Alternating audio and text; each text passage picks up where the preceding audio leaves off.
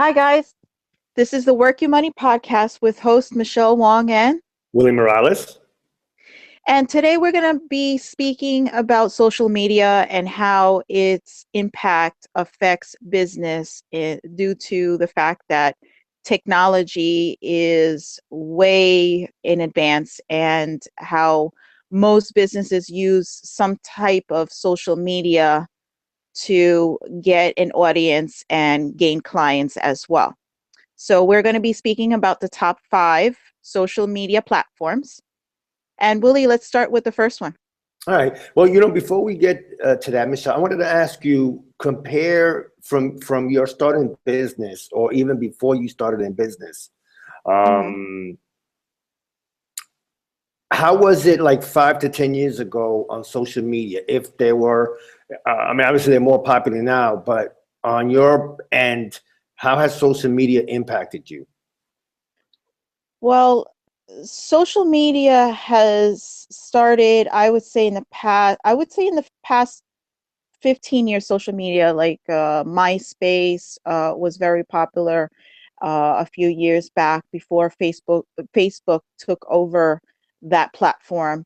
But for me, I just got into social media in 2000, I would say 2012, 2013. So it's not fairly that long ago that I got into social media. And the reason why I started getting into social media is because I was transitioning into the real estate business. Right. So in those 3 4 years that you've been on social media, has a lot changed since then, or it's pretty much the same as just more active users?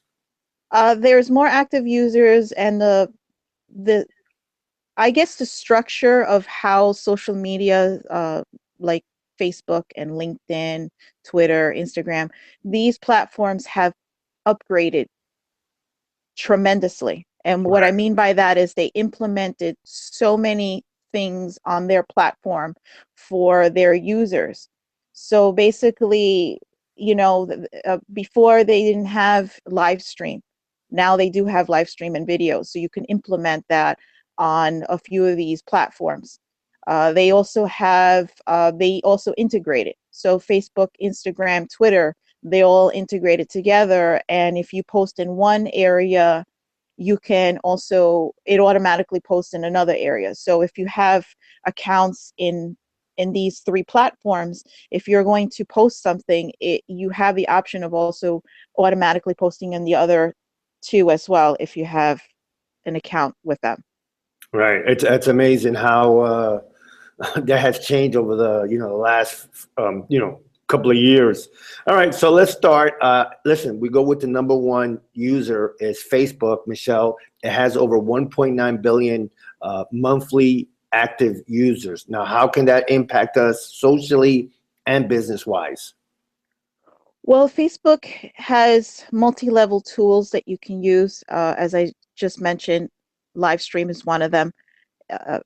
For those people that like to get in front of the camera and be more interactive and engaging with their viewers, or if they're trying to gain followings or clients, that's the perfect platform that you can use within Facebook.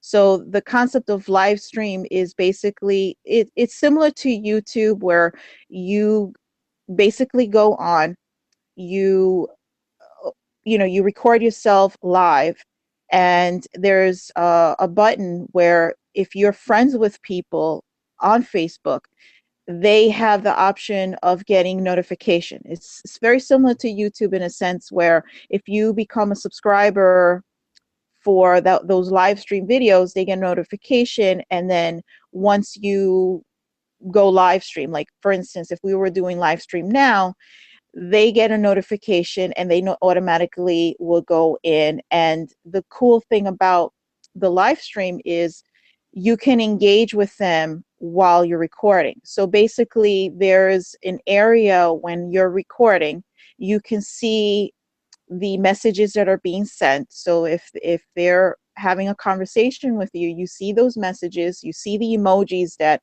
are going on every time that you're speaking.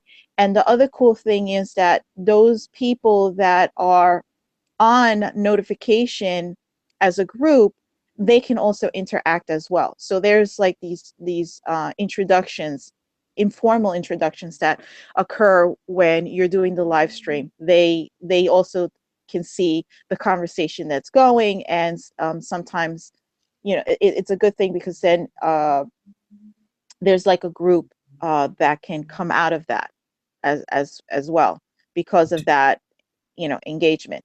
Um, Do you think, and guys, Michelle's been getting on my case for the last year and a half to get on social media, which, little by little I'm doing. So, not only her, but we have a mutual friend. Her name is Grace. That's another one that's been getting on my case about getting into social media. So, like I said, little by little. So, Michelle, do you see the Facebook Live trying to compete with a YouTube, or do you it is consider them separate entities? no, Oh, it's which they separate. are, but I'm just saying, do you No, see them competing? they are separate entities. I actually made the mistake where I got a little confused while I was recording with one of our guests, with Will Fonseca. He's a high school friend of mine, and we were talking about social media and YouTube and live stream. Um, they're separate entities, so I got that a little confused, but they're separate entities, and they're also they're competing because they're not within the same family. So Sure, sure. so Facebook, Twitter, and Instagram, they're all in the same family. YouTube is something completely separate. The marketing and the strategy behind the live stream and YouTube are somewhat similar, but the way that they go about it, to gain an audience, is a little bit different. Okay. Yeah, but YouTube also have live stream as well. So not only can you post videos that you previously recorded, but you also have an option of going live as well. So if you wanted to capture whatever it is that you're doing at the moment, you can also do live stream as well. Okay. From what I understand, if you do constant YouTube videos or YouTube's live stream, and Facebook catches onto it, they at some point in time they do uh, bring it down. They pull it from the account. From what I heard, Okay. and I'm not just from him, but uh, from other people that also do the same thing. So it seems like there is a direct competition between uh, the YouTube, because YouTube belongs to Google, Google, right? from what I yes. Yeah. So that's that. So it the competition is there, and I understand that because they're two separate companies, two separate entities. So I don't see integration in the near future Yeah, I unless don't see that either. yeah. So but Facebook has its perks. The other thing, like I said before, there's integration between Instagram and Twitter as an option. So if you post things in one outlet, you have the option of also connecting it with the other outlets as well. So if you are posting something on Facebook, you can do it on Instagram or Twitter, vice versa. If you put something on Instagram, it has when you're posting, it has an option on the bottom before you post that you can actually connect it to Facebook or you can connect it to Twitter. So Okay. those are the advantages of doing that. With Facebook, you can also, if you have business pages, which I do recommend that you do. Some people are very iffy when it comes to having a personal account. When they have the personal account, meaning you have your personal profile, of having your personal and your business integrated. For me personally, I think that it's beneficial when you have your personal page to put, uh, I would say, like 75%, between 50 to 75% content that's personal, and the other 25 or 30% as business, or vice versa. The only thing that I do recommend is that when you're posting things that are on your personal page and you're still keeping it active with business content, you have to be careful of the content that you put in. And what I mean by that is that when you are posting things, you have to really think about the content that you're posting up. And what I mean is, you can't put up provocative pictures, or, even if you're trying to be funny. And I do understand. We all have a sense of humor. I get it. I see people posting things, but um, venting personal information about things that are going on, or posting certain provocative pictures, racy pictures, uh, things of that nature can affect your business.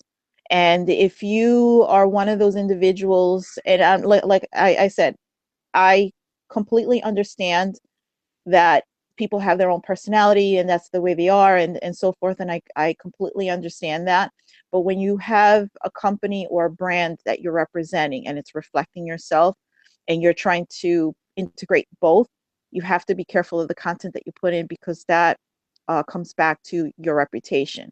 And even though you might not do it for ill intentions, or you're just being lighthearted, people that don't know you personally, that are looking through your profile to make those connections to possibly be a potential client, or a potential person that you can collaborate, they might see it differently. So you have to be careful with that.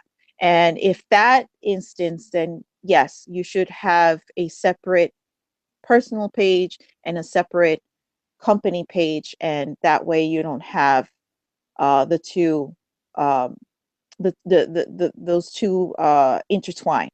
But Right. if it's someone like myself, I have one page. I put up my content, business and personal. I don't put any content that is going to reflect negatively on me. I try to keep everything very lighthearted and motivational. As an example, I put up quotes. If it's quotes from other famous people, or I put my own quotes. I put up pictures of buildings or projects or events that I'm involved in or I'm attending. So, these are just examples of what you can do to basically help enhance what I already have in the public. Um, and the other thing too is that when you're with Facebook, you can have a separate business page. A lot of people that have businesses, they have a separate business page, which is something completely different. You can sign up with your personal account. You open up a page, you put the content of what you're representing in regards to your company, and you invite your friends over to your business page, and then it's up to them if they want to accept the invite, and that's how you can gain a following as well.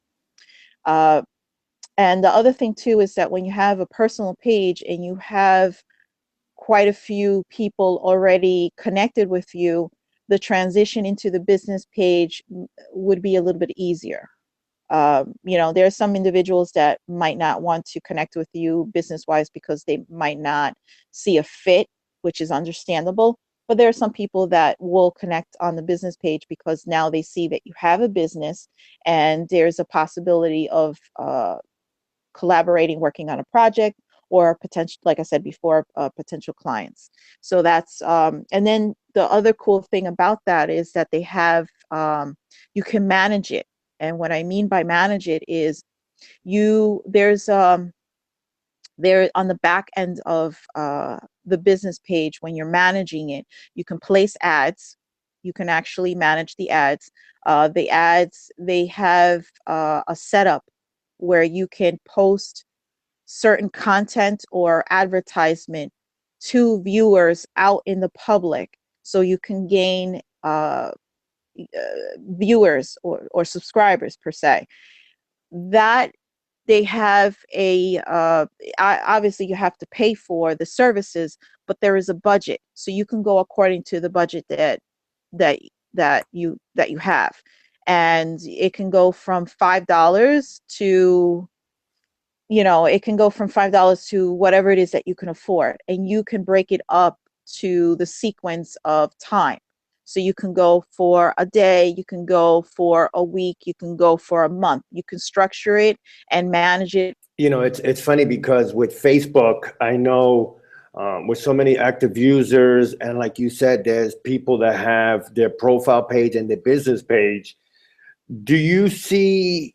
I mean, like I said, according to the stats that we saw from, let's give credit to LifeWire. That's where we got our statistics from. They got 1.9 billion monthly active users. Mm-hmm. Now, for your business or personal page, or what do you recommend? For, let's say, for personal, what kind of content should people put up? Though I know you said to don't put any racist pictures, or maybe, listen, people put political comments on No, see, Facebook. But what do you I'm not. think? Yeah, I can't depict what people can put on No, but I'm just as a saying, no, context. but I'm just saying, like, if you're to get the following that you want, though. No, what I'm saying overall to anybody that is looking to use social media as a tool, and especially Facebook, because it's one of the number one platform that most people use. I mean, anybody from grandmothers to young children are using Facebook as an outlet to connect with people. What I'm saying is that content, you can put in whatever content you want. I cannot tell someone what to put in. What No, I am no, saying, no, no, but that's what I mean. But that's what I'm saying. mhm. Like, you just said, obviously you No, can't. what I'm advising Yeah, is, that's what I'm saying. if it's a personal page, just strictly a personal page, you can put whatever you want. You can put pictures of family. A lot of people that are in business that have a 50 to 75% ratio between business and personal on one page, on one profile page, that what they do is they put pictures, because it is what Facebook is basically depicting of what your life is like. Hmm. People can get an inside view of what your life is like. So you will put up naturally pictures of things that are going on in your life. It could be family pictures, events that are going on, milestones that are going on in your life. These are natural things that people post up.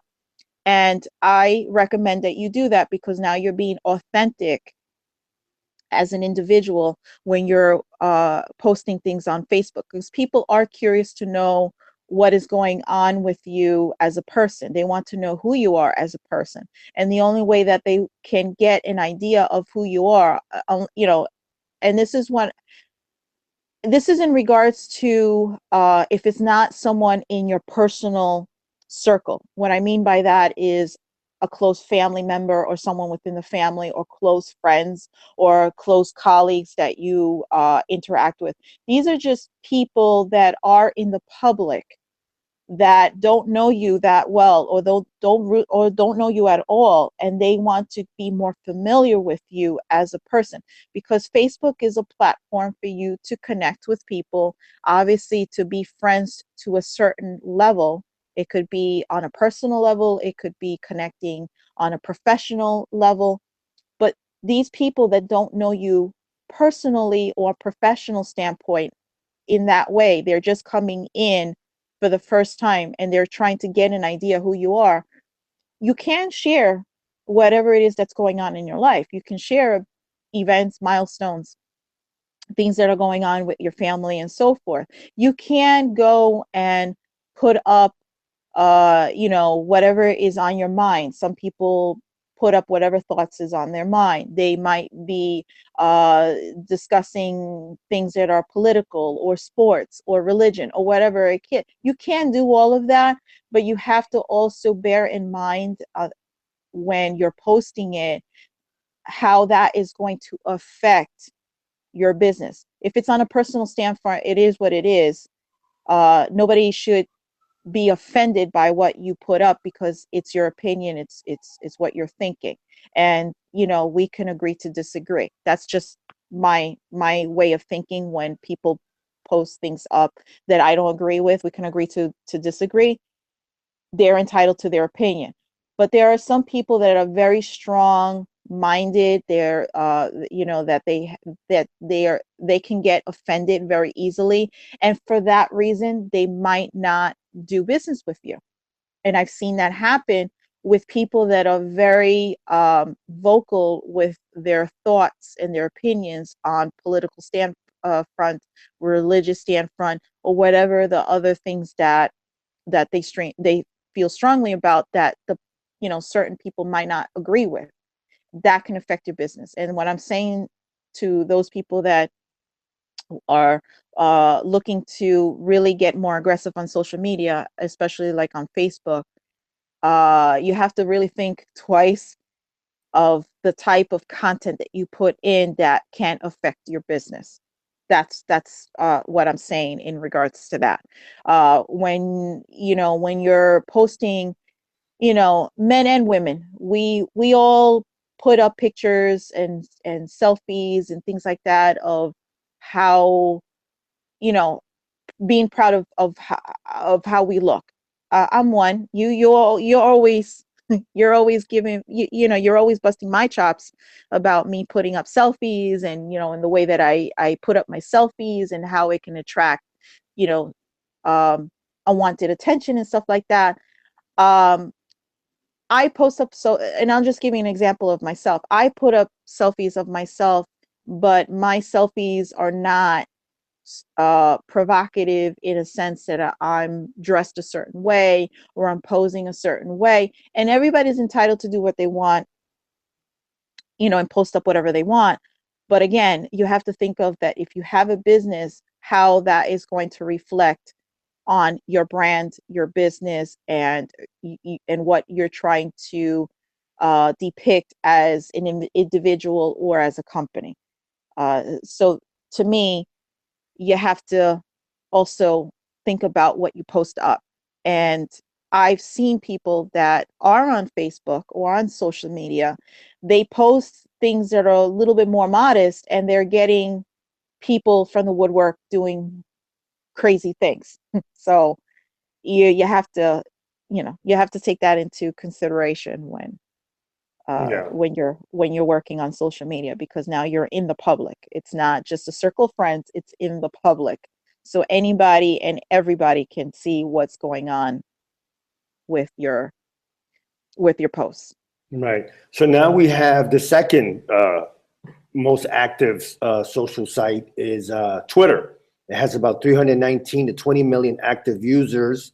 Mhm. The biggest thing is the 140 characters. So this way people don't have to write, 800 paragraphs. So what do you think about Twitter, and how does that affect you personally or business? Not you personally, but how does it affect the business and the social world? Well, Twitter is a platform for people that want to state opinions. I know that when we had Bill Bill Stantonford and Alex, his guy that does social media, they were talking about Twitter. I use Twitter, but I don't use it religiously. I post things here and there. But Twitter, you can gain a following through Twitter. You can post things that, if you have like a little article, or if you have certain thoughts or anything that's going on, you can post it on Twitter. And I believe that if you put hashtags, the hashtags is what recognizes uh, specific subjects. And what I mean by that is that if you put hashtag real estate, hashtag media, it will, it would, whatever the content that you're putting in is going to go into those categories. So if there's specific people that are looking to get more familiar with a specific topic in those categories, your hashtag is going to go in those categories, and they can pull it. So the different words, keywords on the hashtag is going to pull the content from you to the public. and you can gain following with that. There are some people that are dedicated to marketing, and what they do is they help you gain followings through these social media platforms. Twitter is one, Instagram is the other. And what they do is they help you build content that is it's presentable for the type of viewers that you're trying to get. So that's exactly what you're trying to do. You're trying to put content out that is going to go into the public, to the viewers, and those are the people that are going to start following you. And the keyword is the hashtags and the content. The other cool thing about Twitter is that Twitter now just has an area where you can put videos up as well. And I just started doing that as of recent with our podcast. We do a little clips here and there. I've been putting them up. People have been seeing them, and now they're either retweeting it or they're liking it, sharing it, or whatever the case may be. Right. So it's still usable. Twitter, you can gain a large following because every time that you put content up, people are going to see it. You can you can make a lot of connections with people on Twitter, especially if you're trying to gain a specific audience. If you're, let's say, in the media and you're trying to connect with people on their media or trying to get clients, Twitter is a place to go. Now, I've put certain content up and I've had people come and send me messages on Twitter, and I was very fortunate to from that um, those messages, I was able to get people that are now wanting to be guests on the show or possibly blog articles on our website. So, you know, you Okay. it's engaging. So Right. yeah, so Twitter is good. As am I very familiar with Twitter? Not necessarily, but I have to But you say have that an active knowledge of it, but all yes, right. yes. So our third most popular site, according to LifeWire, is LinkedIn. It has about 106 million active users. Now, Yeah, LinkedIn has been compared to Facebook, but in the business world. and it's a What do professional stuff. and what do you think about Uh, that? and you should know the answer to this, Willie. Well, Will listen, LinkedIn? you are the social media queen, in my opinion, from my friends here. So um, Yeah. I'm going to you, even though yes, I do know the answer about Yeah, LinkedIn. well, LinkedIn is my best friend. I'm Yes, always been very, Michelle. very, Yes, very Michelle vocal. is active on LinkedIn. Yeah, but you know Yeah, what? It's a good site though. it is a very good site. Yeah, and it's a Let's professional site. You're not going to see people put food up there, and taking pictures of food, which is that's what Facebook Facebook users do. But on LinkedIn, at least you'll see it's a very good professional site. it's a very good professional platform. And I recommend anybody that is trying to get clients, trying to forge relationships with specific people within your professional network. This is the platform to go. LinkedIn is like Facebook, as but in a professional standpoint, they have a lot of resources. There's a section where you can actually learn how to utilize LinkedIn, how to tap into their resources. They have LinkedIn has people that are on that are experts that help you um, either gain a following, connect with people, uh, have you become like the known expert of whatever industry that you're in. They also have marketing. They show you how to do marketing. There's a lot of resources on LinkedIn that you have access to. I believe it's called Linda is a educational platform that you can go in and you can learn about specific things that you know, how to get into you know, how to tap into marketing to get yourself more visible, how to connect with specific people in your industry. There's a plethora of things that you can do on that educational platform. Right. The other thing what LinkedIn is that you can also you can start a group. If you are in a specific industry or you are an expert in something and you want to start a group to discuss specific things that are going on in that particular industry, you can do so. You can start the group and you can gain a large following from it. Um, you can also be part of a group, and being part of a group also is beneficial because then you can meet other people that are in the same similar industry, or maybe people that might have a similar interest, but it might be someone that you can work with down the road. So you know, that's an extra perk. You can put up articles. You can post anything. You can post anything that's professionally related. You can post up articles of things that you're working on, and that sets you apart from other people that are possibly in the same industry. You can have better visibility, better recognition. So, you know, to me, I use LinkedIn, and a lot of my connections have been through LinkedIn. A lot of the things that we've been doing, a lot of the connection through the podcast, through real estate, through anything has been through LinkedIn, and it's a great tool to have. And basically what you do is it's the same concept of Facebook. You put up your profile. It's basically a resume.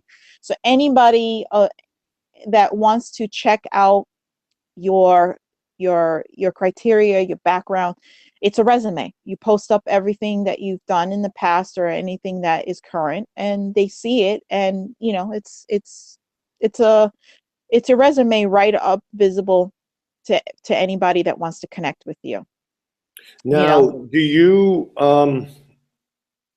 split your time when you have the time between Facebook Mhm. and LinkedIn, or you prefer one over the other for now, or how do you utilize those two sites? Um, I I use it depending on the day because I get so consumed with a lot of things that are going on the daily. But I at least once a day I get on Facebook and on LinkedIn. Usually, if you have an app to both Facebook and LinkedIn, if you have it on your phone, you get notification right away.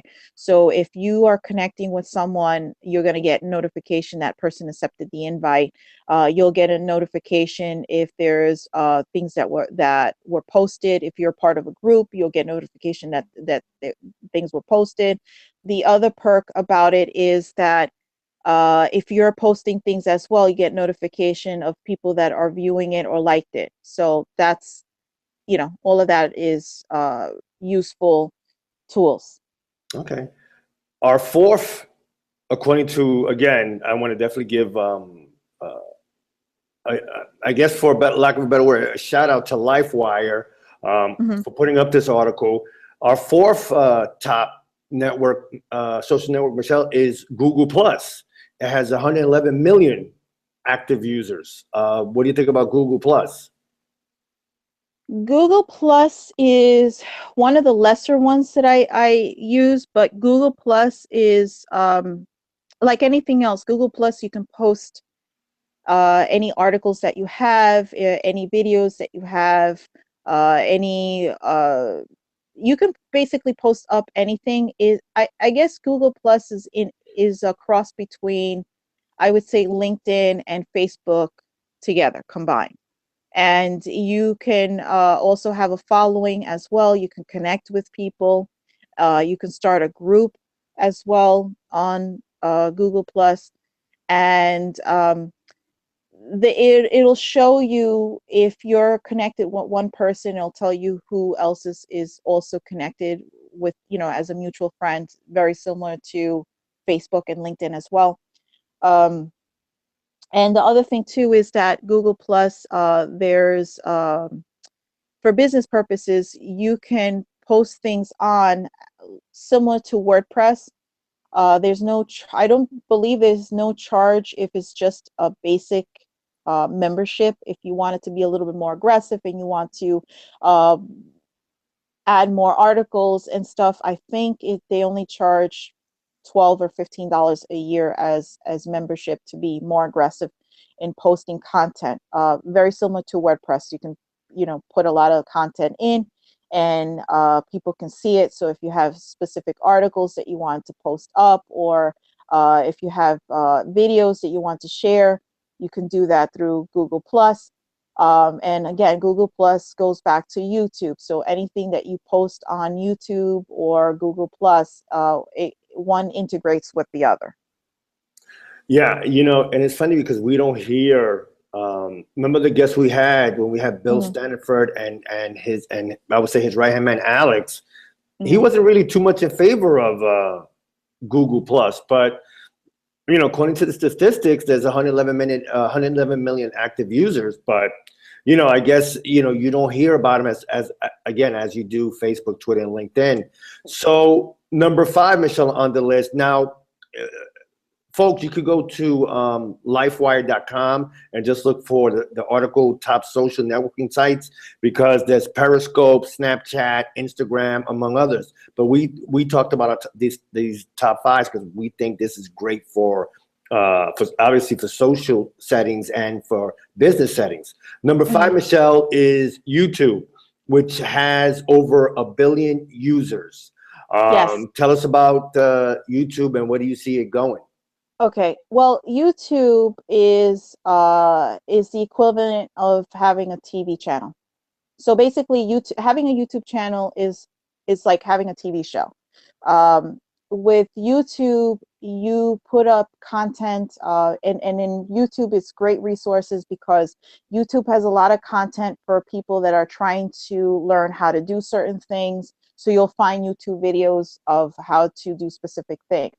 Now, if it's particular to your brand and your company and you want to stand out apart from everybody else, having a YouTube channel will be beneficial. So basically, if you're putting content that this is something that you can use to basically get recognized in the public. Now, the thing is that YouTube is a little tricky because you have to get subscribers. So you have to market your YouTube channel. And by doing so, you would have to use other social media platforms like Facebook and, Twitter and LinkedIn, these other resources that we just mentioned, to have it trickle down to your YouTube channel. And the perk about having that is that the more subscribers that you have, the more visibility that you have in the public. And the other positive thing is that you can gain sponsors and advertisers that would pay to use your channel to post up their advertisement, or sponsors that are looking to put up their content as well. I believe that once you hit, because they have regulations, I believe that you have to gain, like, let's say 10,000 followings. You can put up some type of advertising, and it goes into your video. If you hit 100,000, you can start getting affiliates with sponsorships and other levels of advertisement. If you hit 1 million, that's where you start getting the bigger sponsors, like major companies and major advertisements. And what I mean by sponsors and advertisers is the sponsors are the companies that are looking to put up or looking for a spokesperson to speak about their product, and you get paid for that. Or if it's a specific advertisement, there might be advertisements for products or whatever it is that means that they want featured, and it goes into the channel itself, the whatever episode or whatever segment that you have going.